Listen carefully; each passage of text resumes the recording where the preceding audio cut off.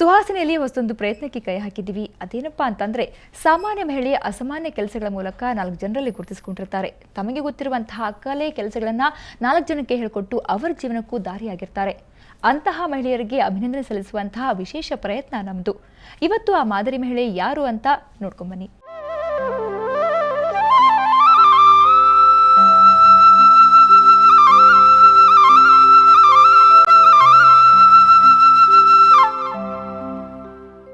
ಇವ್ರ ಹೆಸರು ವೇದಾ ಹೆಗ್ಡೆ. ಶಿರ್ಸಿ ತಾಲೂಕಿನ ನಿರ್ನಳ್ಳಿಯವರು. ಕೃಷಿ ಹೈನುಗಾರಿಕೆಯಿಂದ ಏನನ್ನೂ ಮಾಡೋಕ್ಕಾಗಲ್ಲ ಅಂತ ಮೂಗ್ಮುರಿಯವ್ರಿಗೆ ಸ್ವತಃ ವೇದಾ ಅವರೇ ನೀತಿ ಪಾಠ. ಮಹಿಳೆ ಮನಸ್ಸು ಮಾಡಿದ್ರೆ ಏನ್ ಬೇಕಾದ್ರೂ ಮಾಡಬಹುದು ಅನ್ನೋದನ್ನ ಸಾಬೀತು ಮಾಡಿದ್ದಾರೆ ಈ ವೇದಕ್ಕ.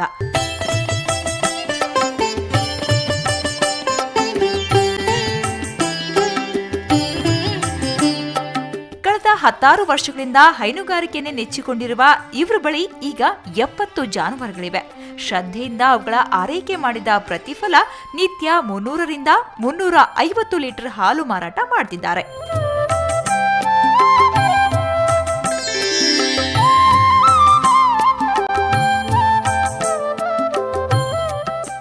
ಸಾವಯವ ಕೃಷಿಯಲ್ಲಿ ತೀವ್ರ ಆಸಕ್ತಿ ಬೆಳೆಸಿಕೊಂಡಿರುವ ವೇದಾ ಅವರಿಗೆ ಮನೆಯವರಿಂದಲೂ ಭರಪೂರ ಸಪೋರ್ಟ್ ಸಿಕ್ಕಿದೆ. ಅದೇನೇ ಇರ್ಲಿ, ಆಸಕ್ತಿ, ಶ್ರದ್ಧೆ, ಗುರಿ ಇದ್ರೆ ಎಲ್ಲವೂ ಸಾಧ್ಯ ಅನ್ನೋದನ್ನ ತೋರಿಸಿಕೊಟ್ಟಿರುವ ವೇದಾರಿಗೆ ನಮ್ಮದೊಂದು ಬಿಗ್ ಸೆಲ್ಯೂಟ್.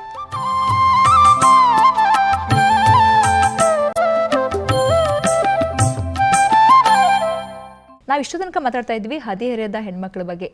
ಈಗ ಮಿಡಲ್ ಏಜ್ ಹೆಣ್ಮಕ್ಳಿದಾರಲ್ಲ, ಮಿಡಲ್ ಏಜ್ ಗೃಹಿಣಿಯರು ಇರ್ತಾರಲ್ಲ, ಅವರಲ್ಲಿ ತುಂಬಾ ಇನ್ಫಿನಿಟಿ ಕಾಂಪ್ಲೆಕ್ಸ್ ಇರುತ್ತೆ.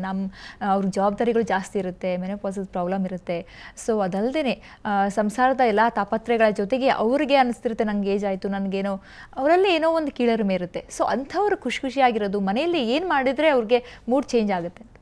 ನಾವು ಕೀಳರಿಮೆಗಿಂತಲೂ ಅವ್ರಿಗೇನಾಗಿರುತ್ತೆ ಅಂದರೆ, ಯುವತಿಯರಾಗಿದ್ದಾಗ ಮಕ್ಕಳು ಅವ್ರನ್ನ ಬೆಳೆಸೋದು, ಅವ್ರನ್ನ ಓದಿಸೋದು, ಅದರಲ್ಲೇ ತುಂಬ ಬ್ಯುಸಿಯಾಗಿರ್ತಾರೆ. ಹಾಗಾಗಿ ತಮ್ಮ ಬಗ್ಗೆ ಯೋಚನೆ ಮಾಡಲ್ಲ. ಮಕ್ಕಳು ಬೆಳೆದು ದೊಡ್ಡವರಾಗಿ ಅವ್ರು ತಮ್ಮದೇ ಒಂದು ಜೀವನದಲ್ಲಿದ್ದಾಗ ಇವ್ರ ಜೊತೆಗೆ ಮಾತಾಡೋರು ಯಾರೂ ಇಲ್ಲ, ಏನೂ ಇಲ್ಲ, ಒಬ್ಬರೇ ಆಗ್ಬಿಟ್ವಿ ಅನ್ನೋ ಒಂದು ಲೋನ್ಲಿ ಭಾವನೆ ಬರುತ್ತೆ. ಇದು ಸಾಮಾಜಿಕವಾದಂಥ ಒಂದು ಇದು. ಇನ್ನೊಂದು ಏನಂತಂದರೆ, ಮೆನೋಪಾಸಲ್ ಟೈಮಿಗೆ ಬಂದಾಗ ಹಾರ್ಮೋನಲ್ ಅಪ್ಸ್ ಆ್ಯಂಡ್ ಡೌನ್ಸ್ ಇರುತ್ತೆ. ಆ ಹಾರ್ಮೋನಲ್ ಇಂಬ್ಯಾಲೆನ್ಸ್ನಿಂದ ಮೆನೋಪಾಸಲ್ ಸಿಂಡ್ರೋಮ್ ಆಗಿ ಅವ್ರಿಗೆ ಎದೆ ಹೊಡ್ಕೊಂಡಾಗೋದು, ಫ್ಲಶಿಂಗ್ ಆಗೋದು, ಏನೋ ಗಾಬರಿ ಆದಾಗ ಆಗೋದು ಆಗ್ತಾ ಇರುತ್ತೆ. ಅಂಥದ್ರಲ್ಲಿ ಅವರು ಹಾರ್ಮೋನಲ್ ರಿಪ್ಲೇಸ್ಮೆಂಟ್ ತೊಗೊಂಡ್ರೆ ಅವರು ಲವ್ಲವಿಕೆ ಹಾಗೆ ಉಳ್ಕೊಳುತ್ತೆ. ಪಕ್ಕದ ಮನೆಯವರು ಅವರು ಇವ್ರನ್ನಂತ ನೋಡಿಕೊಂಡು ಅವ್ರದ್ದು ಹಾಗಾಯಿತು, ಅವ್ರ ಮಕ್ಕಳದ್ದು ಹೀಗಾಯಿತು, ಅವ್ರು ಅಲ್ಲಿದ್ದಾರೆ ಇವ್ರಲ್ಲಿದ್ದಾರೆ ಅಂತಂದರೆ ಆ ಕಂಪ್ಯಾರಿಸನ್ ಬಂದಾಗ ಅವ್ರಿಗೆ ಕಾಂಪ್ಲೆಕ್ಸ್ ಬರುತ್ತೆ. ಸೊ ಕಂಪ್ಯಾರಿಸನ್ ಮಾಡದೆ ತಮಗೆ ಸಿಕ್ಕಿರೋದು ಅದ್ಭುತವಾದಂಥ ಒಂದು ಬದುಕು ಅಂತ, ಮಕ್ಕಳು ಕೆಲಸಕ್ಕೆ ಹೊರಟೋಗಿ ಮದುವೆ ಆಗಿ ಬೇರೆ ಮನೆಗೆ ಹೋಗಿದ್ರೆ ಒಬ್ಬರೇ ಇದ್ದೀನಿ ಅನ್ನೋದ್ರ ಬದಲು ಸಮಾಜವನ್ನೇ ಅವರು ತಮ್ಮದಾಗಿ ತಗೊಂಡು ಸಮಾಜಮುಖಿಗಳಾಗಿ ಇನ್ನೊಬ್ಬರ ಮಕ್ಕಳಿಗೆ ಒಂದು ಏನಾದರೂ ಕೊಡುವಂಥ ವ್ಯವಸ್ಥೆಗೆ ಅವರು ಮುಂದಾದರೆ ಆವಾಗ ಅವ್ರಿಗೊಂದು ಸಂತೃಪ್ತಿ ಬರುತ್ತೆ. ಇದಕ್ಕೆ ಒಂದು ಕತೆ ಹೇಳ್ತೀನಿ. ನಾವು ಮಗು ಆಗಿದ್ದಾಗ ನಾನು ಹೇಗೆ ಪಾಸಿಟಿವ್ ಆದೆ, ಯಾಕೆ ಸಕಾರಾತ್ಮಕವಾಗಿ ಬದುಕ್ತೀನಿ ಅನ್ನೋದಕ್ಕೆ ಯಾವಾಗಲೂ ಲವಲವಿಕೆಯಿಂದ ಇರ್ತೀನಿ ಅಂದರೆ, ನಮ್ಮ ಟೀಚರು ಒಂದು ಪೇಂಟಿಂಗ್ ತೋರಿಸ್ಬಿಟ್ಟು ವಾಟ್ ಯು ಸಿ ಚಿಲ್ಡ್ರನ್ ಅಂದರು. ಒಂದು ಹುಡುಗಿ said I see lovely meadows miss ಅಂದ್ರು, ಇನ್ನೊಬ್ಳು ಐ ಸಿ ದ ರಿವರ್ ಅಂದರು, ಇನ್ನೊಬ್ಳು ಐ ಸಿ ದ ಸ್ವಾನ್ ಅಂದರು, ಇನ್ನೊಬ್ಳು ಫ್ಲೈಸ್ ಬರ್ಡ್ಸ್ ಆರ್ ಫ್ಲೈಯಿಂಗ್ ಅನ್ಲು, ಒಂದು ಹುಡುಗಿ I see a hole in the painting ಅನ್ಲು. And that's exactly what I don't want you see my dear ಅಂತ ನಮ್ಮ ಟೀಚರ್ ಹೇಳಿದರು. ಹೆಂಗಿರಬೇಕು ಟೀನೇಜರ್ಸ್ ಅಂತ? ಆ್ಯಂಬಿಷನ್ ಇಟ್ಕೊಳ್ಳಿ, ನಿಮ್ಮ ಆ್ಯಂಬಿಷನ್ ಕಡೆ ವರ್ಕ್ ಮಾಡಿ. ಆ್ಯಂಬಿಷನ್ ಇಟ್ಕೊಳ್ಳೋದು ಮುಖ್ಯ ಅಲ್ಲ, ಅದ್ರ ಥ್ರೂ ನಾವು ಹೇಗೆ ವರ್ಕ್ ಮಾಡ್ತೀವಿ ಅನ್ನೋದು ಮುಖ್ಯ. ಆ್ಯಂಡ್ ತುಂಬ ಖುಷಿಯಾಗಿರಿ, ಯಾವಾಗಲೂ ಸಂತೋಷವಾಗಿರಿ. ಯಾವುದೇ ನೆಗೆಟಿವಿಟಿ ಬಂದರೂ ಅದರಿಂದ ಪಾಸಿಟಿವ್ ಮಾತ್ರ ತಗೊಳ್ಳಿ, ನೆಗೆಟಿವ್ ಬಗ್ಗೆ ತಲೆ ಕೆಡ್ಸ್ಕೋಬೇಡಿ. Definitely we will succeed in life. Thank you so much madam, thank you so much ಖುಷಿ.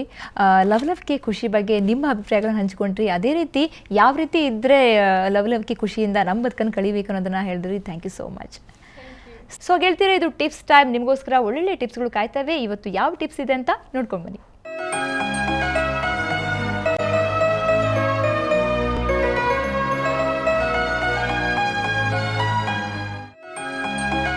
ಹರ್ಬಲ್ ಟೀ ಬ್ಯಾಗ್ ಅನ್ನ ಕಣ್ಣಿನ ಮೇಲಿಟ್ಟು ನಂತರ ಕಣ್ಣನ್ನ ತೊಳೆಯೋದ್ರಿಂದ ಕಣ್ಣು ತಂಪಾಗುತ್ತೆ. ಸದಾ ಬುದ್ಧಿಯ ಜೊತೆಗೆ ದೇಹವನ್ನು ಫಿಟ್ ಆಗಿಟ್ಕೊಳ್ಳೋದ್ರಿಂದ ನಿಮ್ಮ ಆತ್ಮವಿಶ್ವಾಸ ಹೆಚ್ಚುತ್ತೆ. ನಿಮ್ಮ ಮೇಕಪ್ ನಿಮ್ಮ ವ್ಯಕ್ತಿತ್ವಕ್ಕೆ ಸೂಟ್ ಆಗುವಂತಿರ್ಲಿ. ಶುಂಠಿ ಮತ್ತು ಬೆಳ್ಳುಳ್ಳಿ ಹಸಿಯಾಗಿ ತಿನ್ನೋದ್ರಿಂದ ದೇಹದಲ್ಲಿರುವ ಕೊಬ್ಬನ್ನ ಕರಗಿಸಬಹುದು. ಗೆದ್ರೆ ಮಾತ್ರ ನಮಗೆ ಹುಣ್ಣಿಮೆ ಬೆಳ್ದಿಂಗಳು, ಸೋತ್ರೆ ನಮಗೆ ಕಾರ್ಗತ್ತಲು ಅಂತ ಅಂದ್ಕೊಂಡು ಮನಸ್ಸಿನಲ್ಲಿ ದುಃಖನ ಇಟ್ಕೊಂಡು ಯಾವತ್ತೂ ಬದುಕನ್ನು ಕಳಿಬಾರ್ದು. ಏನೇ ಬರಲಿ ಏನೇ ಇರಲಿ ಮನಸ್ಸನ್ನು ಯಾವಾಗಲೂ ಖುಷಿಯಾಗಿ ಇಟ್ಕೋಬೇಕು. ಬದುಕು ಅವಾಗ ಸಂತೋಷಮಯವಾಗಿರುತ್ತೆ ಅಂತ ಹೇಳ್ತಾ, ನೀವು ಖುಷಿಯಾಗಿರಿ ಅಂತ ಹೇಳ್ತಾ ಇವತ್ತಿನ ಸುಹಾಸಿನಿ ಮುಗಿಸ್ತಾ ಇದ್ದೀನಿ. ಕ್ಷಣದ ಸುದ್ದಿಗಾಗಿ ನೋಡ್ತಾ ಇರಿ ಸುವರ್ಣ ಸುದ್ದಿ ವಾಹಿನಿ.